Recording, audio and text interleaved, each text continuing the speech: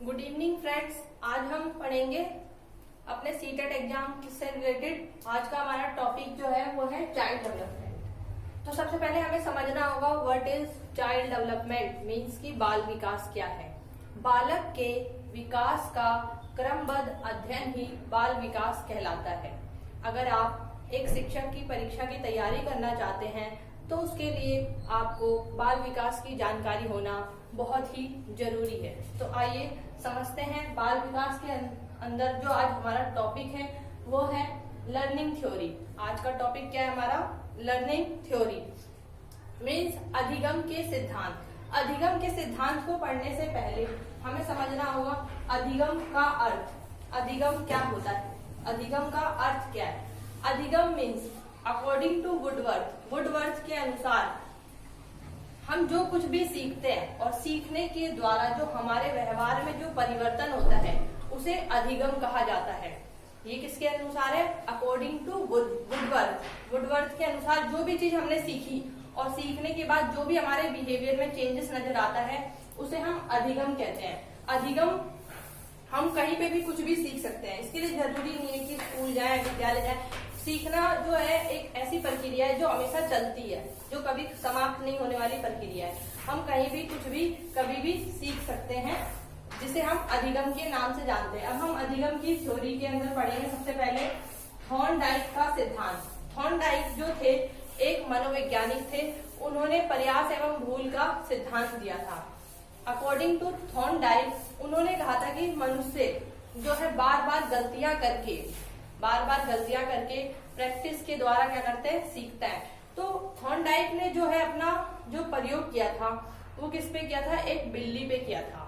Question आपका ये CTET के लिए बहुत ही इंपॉर्टेंट है। ये वीडियो अगर आप ये वीडियो सीटेट एग्जाम की तैयारी कर रहे हो और उसके लिए अगर आप ये वीडियो देखें तो ये आपके लिए बहुत ही हेल्पफुल होगा। तो अब हम समझते हैं थॉर्नडाइक ने क्या थ्योरी दी। थॉर्नडाइक जो थे एक मनोवैज्ञानिक थे। उन्होंने एक बिल्ली के ऊपर क्या किया? अपना प्रयोग किया। एक भूखी बिल्ली को उसने एक पिंजरे के अंदर बंद कर दिया। पिंजरे के अंदर बंद कर दिया और उसे खाना नहीं दिया।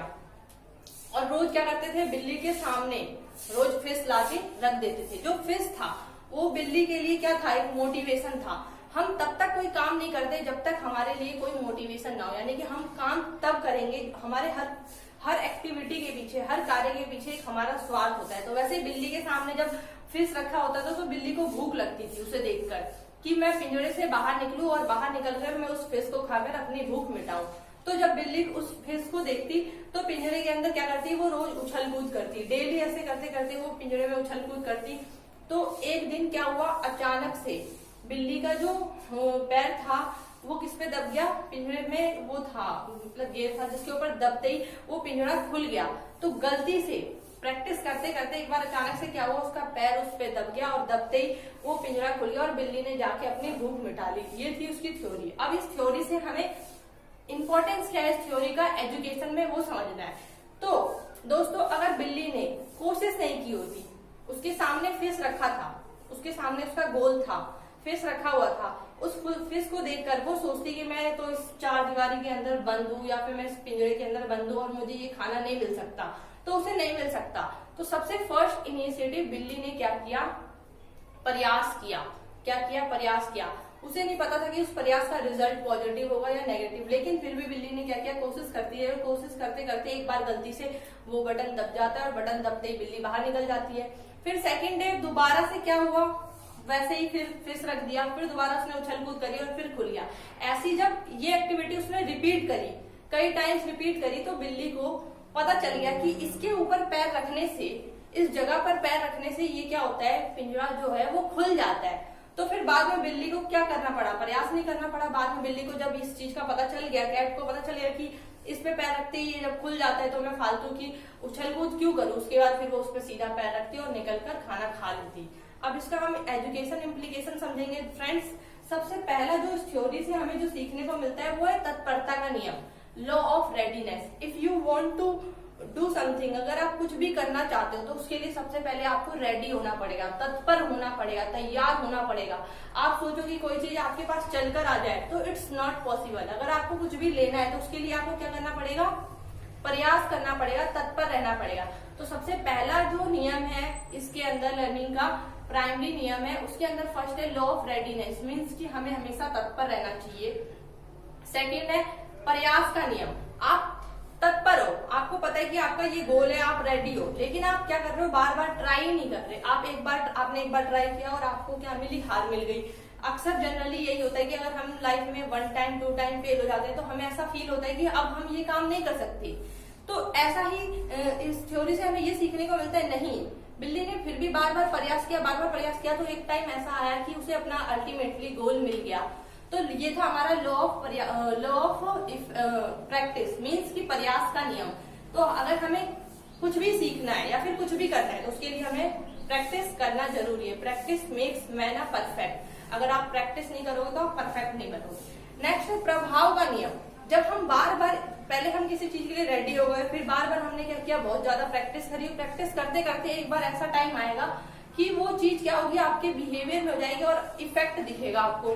प्रभाव का नियम, तभी आपको क्या दिखेगा, प्रभाव। फिर आपको इतनी ज्यादा मेहनत नहीं करनी पड़ेगी। लास्ट में अल्टीमेटली कैट के साथ क्या हुआ, उसे इजिली फूड मिल गया, उसे पता चल गया इस पे पैर रखते ही मुझे बाहर निकलने का रास्ता खुल जाएगा और मैं बाहर जाके फिश को खा लूंगा। तो इससे क्या हो गया, बिल्ली को जो बार बार जो उसने, जितने ज्यादा हम प्रैक्टिस करते हैं उतनी ज्यादा हमारी मिस्टेक्स क्या होती है, रिमूव होती है। तो यही था इसका एजुकेशनल इंपॉर्टेंस की अगर आप कुछ भी चीज करना चाहते हो तो बहुत प्रैक्टिस करो, इतनी प्रैक्टिस कर लो कि जो भी मिस्टेक्स है वो सारी की सारी क्या हो जाए, खत्म हो जाए और वो लास्टली आप क्या हो जाओ, आप ये जो लॉ ऑफ इफेक्ट क्या है आपके ऊपर नजर आने लग जाए। तो ये थे पूरे के पूरे थॉर्नडाइक की थ्योरी और ये बहुत ही इंपॉर्टेंट है। आपसे इसमें क्वेश्चन पूछा जा सकता है कि थॉर्नडाइक ने किस पे प्रैक्टिकल किया, थॉर्नडाइक की थ्योरी क्या थी, थॉर्नडाइक ने कौन कौन से नियम दिए। इसके 3 प्राइमरी नियम थे जो मैंने आपको बता दिए, तत्परता का नियम, प्रभाव का नियम और प्रयास का नियम, ये इसके मेन थे। फिर इसके कुछ गौण नियम भी है, वो इतने इंपॉर्टेंस नहीं है, पर आपको ये जो 3 स्टार्टिंग के वो क्या है, बहुत ही इंपॉर्टेंट है, इसकी आपको अच्छी समझ होनी चाहिए। फिर जो नेक्स्ट हमारे जो मनोवैज्ञानिक है वो है कोहलर का सिद्धांत। कोहलर ने दिया था हमें सूझबूझ का सिद्धांत। कोहलर भी एक मनोवैज्ञानिक थे। इन्होंने क्या किया था, अपना प्रैक्टिकल जो प्रयोग था चिंपैंजी पे किया था। एक चिंपैंजी को एक रूम में बंद कर दिया और एक 1 साइड कॉर्नर पे उन्होंने क्या किया, ऊपर बनाना लटका दिया। अब चिंपैंजी को बहुत ज्यादा भूख लगी और बनाना इतनी ऊपर, तो चिंपैंजी उसे देखकर सोचने लगा कि मैं कैसे इस बनाना तक पहुंचूं। और उसने क्या कर दिया, वो मतलब इस तरह वो उस रूम में कुछ टेबल्स वगैरह रखे थे और चेयर वगैरह रखी थी। तो फिर चिंपैंजी थोड़ा सोचता रहा, फिर उसने अपने माइंड का यूज किया, क्योंकि जब हम कोई काम कब करते हैं, जब हमारे अंदर भूख लगी होती है। जब चिंपैंजी को बहुत भूख लगी तो फिर वो सोचने लग गया कि मुझे कुछ तो करना पड़ेगा इस बनाना तक पहुंचने के लिए। फिर उसने क्या किया, उस रूम के अंदर जो 1-2 सामान, एक टेबल रखा था, उस टेबल का यूज किया और एक उसके अंदर स्टिक थी, स्टिक से टेबल के ऊपर चढ़ के स्टिक से उसने क्या किया, बनाना को गिराकर नीचे और फिर उसे खा लिया। तो इस थ्योरी का जो एजुकेशनल इम्प्लीकेशन ये है, सूझबूझ का सिद्धांत, जिसे कहते हैं अंतर्दृष्टि का सिद्धांत के नाम से भी जाना जाता है। मीन्स कि हम क्या, अगर हमें अपने गोल तक पहुंचना है तो अपने माइंड से सोच समझकर अपनी अंतर्दृष्टि का यूज करके भी हम अपने गोल तक पहुंच सकते हैं। ये था हमारा कोहलर का सिद्धांत। नेक्स्ट हमारा स्किनर का चूहे पर प्रयोग। एक और बड़े ही अच्छे प्रसिद्ध वैज्ञानिक थे, वो है स्किनर। उन्होंने अपना जो प्रयोग किया था वो चूहे पे किया था। तो दोस्तों पहले आपसे एक क्वेश्चन पूछना चाहूंगी कि 2 चीजें होती है, एक होती है मोटिवेशन और एक होता है रीइंफोर्समेंट। आपको सबसे पहले इन दोनों में डिफरेंस समझना होगा कि दोनों में डिफरेंस क्या है। जनरली लोग मोटिवेशन और रीइंफोर्समेंट को साथ में जोड़ देते हैं, उन्हें लगता है दोनों एक है, बट दोनों में क्या है, बहुत ही बड़ा डिफरेंस है।